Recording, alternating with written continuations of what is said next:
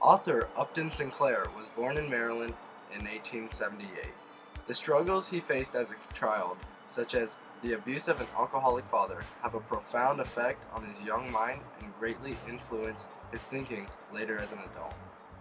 But he was also exposed to a privileged lifestyle due to his wealthy mother.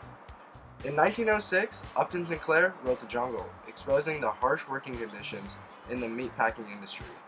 The story revolves around an immigrant, Jurgis Ruckus, who finds a job in Chicago as a shoveler of guts. He finds how brutal the working conditions are. In addition, the company progressively cheats the workers, adding more work for the same pay.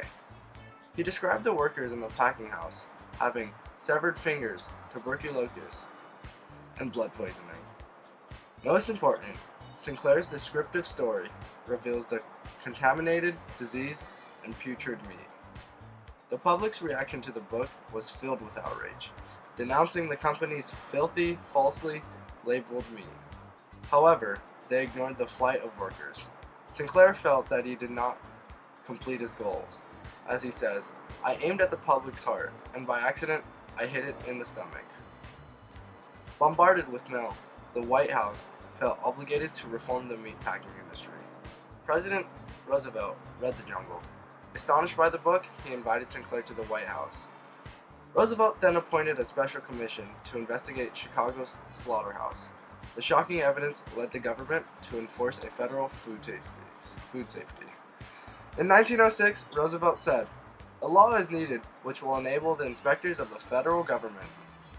Therefore, on June 30th, 1906, Roosevelt signed the Meat Inspection Act.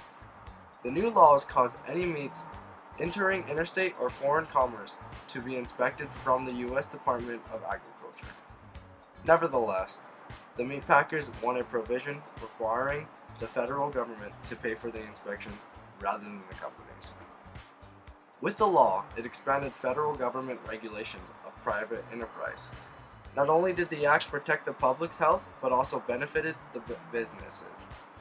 61 years later, there was a new act, the 1967 Federal Meat Inspection Act. The act emphasized for cooperation between state and federal authorities.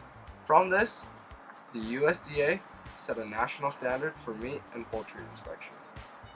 Each state inspection program is supposed to be at least equal to the federal program.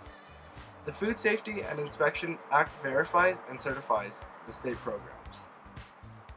Upton Sinclair became rich and famous from the book. With that, he started a socialist colony in a 50-room mansion, and his wife left him.